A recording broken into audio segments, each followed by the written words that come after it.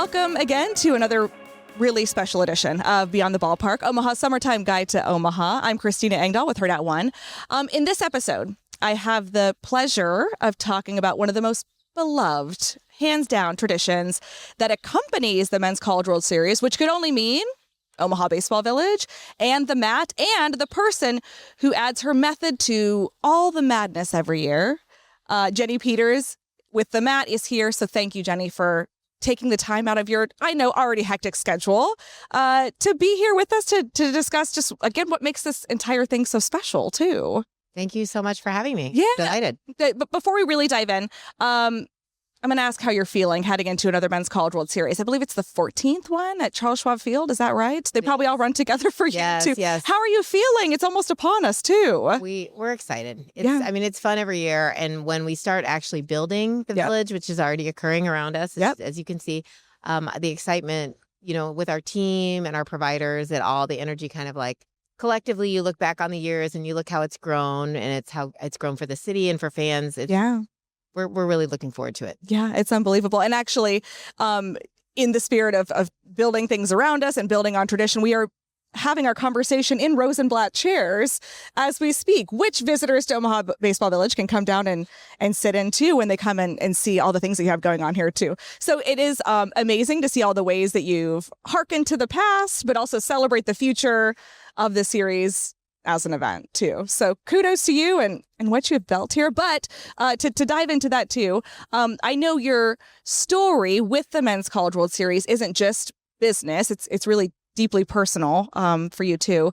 Can you take us back to the first time that the MCWS really meant something for you or for your family? For sure. So when we moved here, we were, my husband is a diehard baseball fan. He lives and breathes baseball. So I was in it, and our kids grew up in that atmosphere. So we went to College World Series every year when our boys were little and growing up. They had to get a new hat every year. We walked 13th Street, did all the fan fests, everything like that.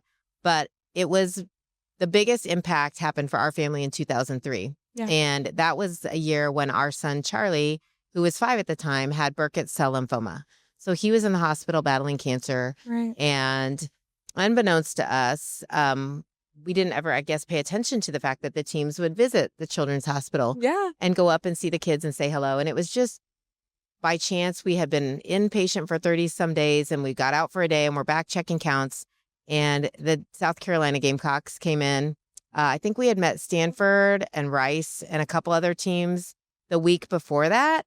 But it was that visit that really changed how we felt about the College World Series and the athletes and teams that come to play. Right. Yeah. How incredible. And an experience that you carried with you, obviously, as it left Rosenblatt and came down to Charles Schwab Field, which is right next door to the mat and Omaha Baseball Village. But what do people not see about how this event affects the people closest to it, do you think? And by that, I mean, what do you think the community doesn't necessarily recognize about all the things that, or maybe all the fingers that reach out into Omaha as a result of the series? I think there's layers and layers of goodness that are happening behind the scenes that people don't always see. You're absolutely right. Besides the work and the effort and the passion for it, just in that one incident that I just talked about, we just happened to click with a team who liked Charlie so much that as we were leaving that day and we're in the hotel lobby, they saw him and said, let's play a pickup game of baseball here. Wow. And that turned into him stepping on their backs. They were bases for him, and he was, hit a home run and was clearing the bases, and they were all cheering. And it gave him just a new spark in his eye because he was really sick. And at that point, they asked us to come be, him to be the bat boy at the College World Series the next day, which is a priceless question. You would never think that's ever going to happen to you as a parent. And I don't think he even grasped what was happening. Yeah. But that's the kind of goodness that people don't understand happens here. There's a magic and an energy. And again, it's generosity. And generosity just doesn't have to come in dollars. It can be somebody reaching out to you and saying, hey, everyone's welcome here. We have, like at the Omaha Baseball Village, we create this for everyone. Yeah. It is for 2 to 92. There is, if you have a toddler, they're going to be happy here. Yeah. Not all day, but most of the day. If you are, a fourth generation, you've got a grandpa, a dad, a son, and their first son here. We take pictures of 4 generations of fans every year. Right. There's something for everyone to do. And we try really hard to make sure we're thinking of each person. But that's not just the Omaha Baseball Village and the mat. That's our vendors. Those are our providers. Yep. They think, how do we make sure everyone loves this place? And we collectively put it all together. And that's what makes the College World Series Omaha nice. Yep. And people come here and they cannot believe the metro that we live in and how nice people are and how beautiful it is. So there's just so much goodness. And even as you were having that experience, again, many years ago with Charlie, did you even then think how ingrained the series would continue to become in your life? I mean, do you remember the first time you kind of stepped foot onto this property and thought to yourself, we could really build something here? I remember the owners when they found out that the stadium was going to be built here. And the idea was, let's just create the new 13th Street. We'll just create it on the property of the Mattress Factory. Yes, yeah. It's very hard to envision because when you have your memories, everyone has memories of Rosenblatt. Right. They have the endearment. And even, I remember thinking, well, that's Rosenblatt. Yeah. How can that ever change? Yep. And obviously it's been a beautiful thing to have the stadium here in downtown Omaha. And people have been able to, flock from all, the states of the United States of America to be here. Yeah.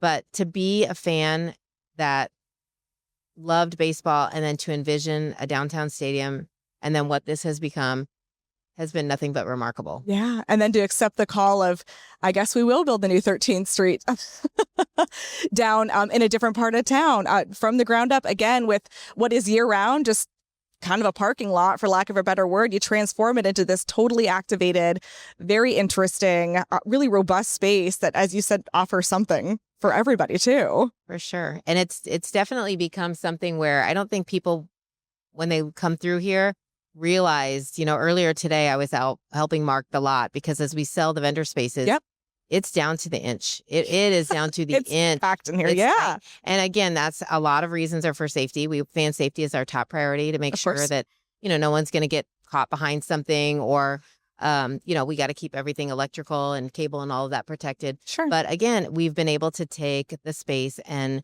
let the vendors bring their color, their swag, their signage.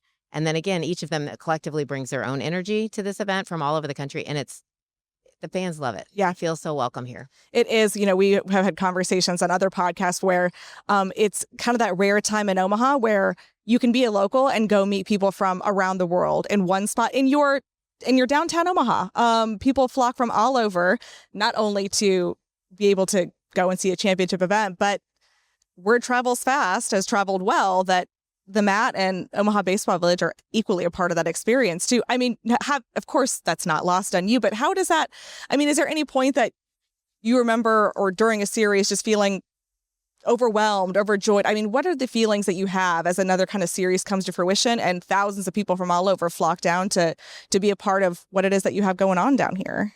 I think one of my favorite things is knowing the years of work and planning that have gone into this with, the team, the owners of the Old Mattress Factory. The team down there is just outstanding. The event staff, you would never find a better one anywhere. They can handle a large crowd and they can handle it with a smile on their face, which Unbelievable. is amazing. Yep.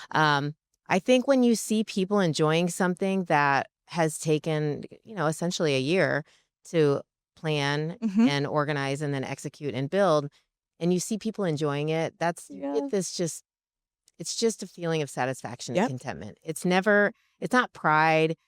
I think it's sort of like we're a family and we see there's the beer garden, which is family friendly all day. Yep. And then at night becomes Omaha's nightlife. Yep. It's the place to be every night. You don't want to miss it. Right. But then to see people walking back and forth between the vendor village and the beer garden on a daily basis and returning on a daily basis. Maybe they came with friends one day, they come back with their family the next day. That's what is so wonderful. And again, satisfying is your hard work is making a difference for somebody. Right. And someone's having a nice time or it made their trip just that much more worth it.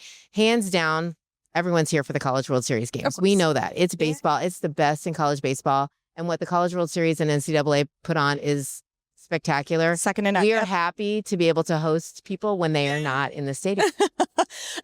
A really great ancillary event too, because I don't have to tell you that there are, even when teams don't make it, there are season ticket holders that let's say, LSU doesn't make it this year, but there are still plenty of LSU fans that come because this is part of their tradition. They want to be here to tailgate. They want to be here to celebrate with fellow baseball fans. And certainly the atmosphere that happens here is a contributor to that. But you said it takes a team, it takes a family to make this whole thing happen. But your direct family is also really personally involved, even from, years ago, but to now as well. I mean, I know you have sons here setting up tents as we speak too. Yes. So I have, my children have been able to work for us for years. Yeah. Ben, my son, is our operations director. What a dream job. So anything that you touch, it falls under operations. If it's tangible and logistics, he works closely with the logistics team at the MAT and is part of that and kind of coordinates it all. There's a lot of moving parts, we're essentially building a small city, in 3 weeks time. So we've begun here as of yesterday, the 10th or Monday, they started going up. And here we are getting ready for the rest of the infrastructure. So that's data and power, everything else. It is fun. It's fun to watch our real family work together from high school. Ben started with a vendor when he was in high school. Wow. And has moved up into this position, where he's running pretty much all operations up here, which is great. So, and I have other sons that are working for me as well. So, and even throughout this series, I'll catch them walking around, handing out water. So, I mean, once the setup is done, their work is not necessarily too. I tell you what, when you are bringing that many people through, and anyone that's at Fan Fest or the stadium or the Blatt or anywhere around here, when the crowds are here, it is so fun. Yeah, but that is when we are probably working the hardest because it's. First of all, just, fan engagement and information, safety, making sure people are taken care of. You have all of your health concerns and all of that. But it's the fun part. It's when you get to actually talk to people. And I'd say by about the 5th day, we get a little better at visiting with people because everybody's settled in. And there's caught your breath a little bit happening. But the first 4 days for sure are the most fun of this event because all 8 teams are here. The locals are here. We try really hard on opening Thursday. Yeah. A lot of people are still confused. Opening day for the opening ceremonies is still Thursday. The games begin Friday. But we do open Thursday around noon. Yeah. That's when we put on our Flying Flags for Charity event. Our big opening night is that evening. And we do that in the beer garden. We select 8 local nonprofits every year. And we essentially raise the flags on the original Rosenblatt flagpoles in association, not directly, but in honor of these nonprofits in Omaha and the great work that they're doing for the community. Yes, amazing. And it's so wonderful. We try to go pretty big. Yeah. We bring in the prizes on that night are better than any other night for sure. And we really cater to the local families. We tell people, come down. It's your hometown. You can come downtown. If you don't have tickets for the game, come this night. This year with the 75th anniversary of College World Series, they will have concerts in Jean Leahy Mall. We have everything going on here and we'll have music and a concert. There's going to be fireworks. Oh my gosh. There's so much to do. And we really want people to embrace. I call it all about Omaha. Yeah. Thursday should be all about Omaha because come and see your fair city. Yeah. Come see what we can do. And that's such a great transition to my next question, which was, because I think you'll have great insight on this, which is what do you think that the Men's College World Series says about the soul of Omaha? I think it's richness in tradition and how the culture hasn't really changed, even though, we've moved to a new stadium and even at Rosenblatt, things were changing over the years. Things were being upgraded and improved and attendance was rising and they had to add, think of all the things that had to happen. But I think that the richness just in tradition speaks to the soul of Omaha. Omaha is just a very beautifully small town metro. Yeah. It just is. And I'm not originally from here. We're transplants from Illinois. We weren't even going to stay because my husband came here for law school, Creighton, and we thought, 3 years and then we go. Absolutely not. Look at you. Yeah. Omaha happened to us like it happens to everybody else, where it's the nicest community in which you can raise a family, for sure. It offered everything that we didn't even know we needed. And here we are, 30 some years later. But I love your question because I don't think any other city could have held on to this or built this to be what it is the way Omaha has, because the people here are so supportive and so willing to get out of their houses and go to events. Yes. Unlike anything I think anyone has ever seen. And that's why I think it's been built to be what it is, this great event. Yeah, and it ties into exactly why the Road to Omaha cry is so synonymous with college baseball now, because it is not only the opportunity to win a championship, but to come and to be here and to be part of the atmosphere that's been created through community, through activations happening outside the stadium, through volunteers who help make it happen. It is true that it has to be something that is so special to Omaha that makes just this event so, one of the biggest of the event, or one of the biggest of the year every year too. So now help me set the scene a little bit too. In the unlikely event that someone has not been down to Omaha Baseball Village or to the mat, if they were to walk across the stadium, help people understand what exactly it is that they see when they come over here. So when you're entering from the stadium side, it's next to the Blad and Zestos, and then we're kind of the large entrance right there across the street. And what people will see is, I think a lot of people see us as the tent city. Yeah. They'll see the tent city. You'll walk in. The first thing they'll see is home plate. We call it home plate. Yeah. And that's kind of our welcome to the Omaha Baseball Village. It's actually a home plate built out of pallets, the shape of a home plate. And we'll have people sitting there welcoming them, info booth. But they'll just see shopping. They'll see laughter. They'll see people drinking lemonade and eating ice cream and walking out with Chick-fil-A or a big burger. Bags. I mean, College World Series merchandise. You see everything from lifestyle apparel to, Athletics is here. You can come and buy all of your workout clothes or what you want to wear to the game tomorrow. Yeah. There's just not only the outdoor vendors, but the bullpen houses 29 vendors, and I can't even tell you the colors of the baseball gloves and bats that are here this year and how they fly off the shelves. They're incredible. I've never seen anything like them. And it's all the top brands in baseball. And a lot of the vendors here launch products that are exclusive to Omaha. Yeah. So if you're waiting to get that new bat, you can only get it here, only. And that creates a really cool hype with the Little League, the select ball players that are in town for the Slump Buster tournament. Yeah. They're nuts. But I think what people will see is just everything that you can imagine happening, and kind of a one-stop shop for a way to spend a couple of hours before the game or between games or whatever, or even in the evening, just food, drink. We have fun zones spread throughout the property, and those are intentional on purpose. We have 10 of them, and those are staffed by either my staff or the nonprofits that we work with to help them get their name out into the world during this time. How cool. They're free activities. You're winning t-shirts. You're winning, sunglasses sometimes. But those are all different. There's a batting cage. There's spinning wheels. There's sampling places. They will see something everywhere they turn. There's something to do or to compete, because it is the College World Series. So everybody wants to be a competitor. It's rooted in competition. Yeah, absolutely. So then you continue onward through OBV. And then as you make your way over to the mat, you said that's where it's family friendly during the day, but really transitions to a nightlife destination in the evening.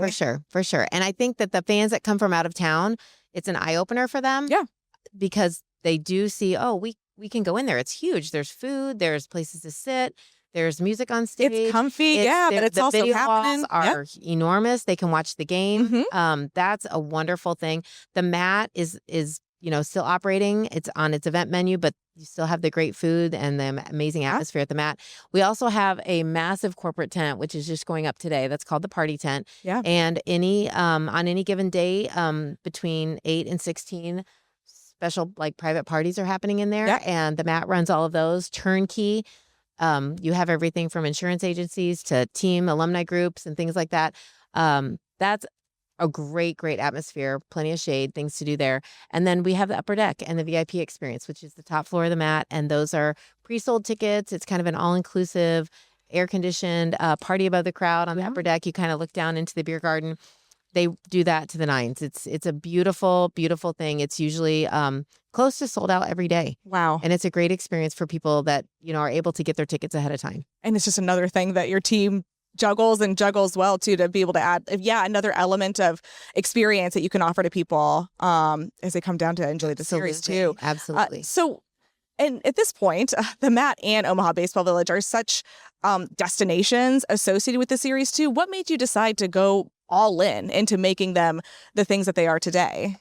I think that the people being here that first year because you don't really know what to expect when you try something the first time. And we had great visionaries, Fred, who passed away last year, and the rest of the owner group, they really thought through how would we present something that would make everyone feel included and welcome here. Yeah. And it was the response by the fans that helped this grow. It was studying what we did right and what we didn't do right. Sure. And getting back to the drawing board and sitting down with the team at the mat and just kind of looking at like, how do we do this well? How do we transition from a daytime place to be into a party scene at night, which is just a DJ on stage, making everybody up, dancing, jumping around.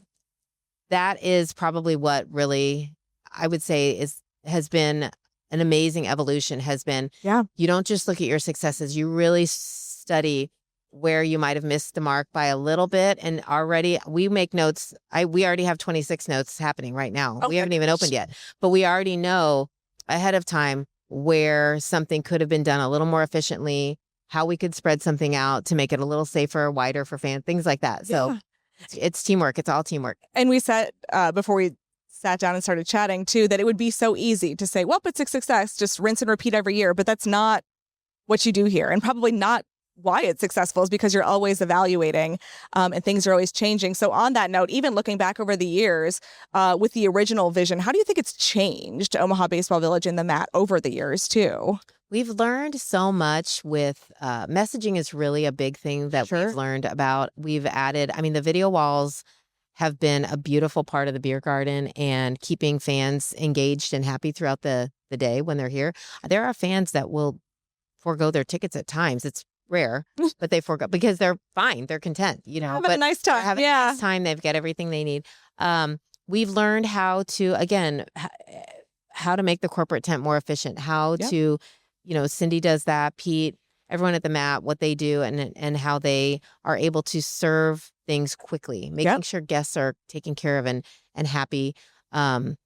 I think that's one of the biggest things is that we're openly communicating about what needs to happen, how to have communication between the north end of the village and the south end, just safety and things like that we've grown that way. Yeah. I will say also that the demand coming in from vendors and outside providers that want to be here, sponsors, that has helped us change as well because our vendors are our best salespeople. They go back out into the nation and then they tell people, you got to come to this event. What's happening in Omaha. Omaha. Believe what's happening in Omaha. And people are like, Omaha. And that's one of our favorite things, unless we're full. And then everybody wants to try to get in and we're figuring out how do we add new things. So we do. We carve out new spaces. We create new walkways. We add stairs where there weren't stairs before. Anything to kind of open it up and make it safer and more more paths to travel for the fans. Yeah, it's an incredible commitment to making this an event a success too. But what do you think it is about being here? And maybe you hit on this a little bit already, but that makes the experience so unforgettable for fans or visiting players or families. You've considered each of these kind of demographics in the way that you activate in staff every inch of this space. Yes. I think it's iconic, first of all, the event itself, because you have 8 teams coming to one venue, and it's been in the same location for now 75 years. Yeah. And so you have the best in college baseball and all of their fan bases coming to this iconic location. Yep.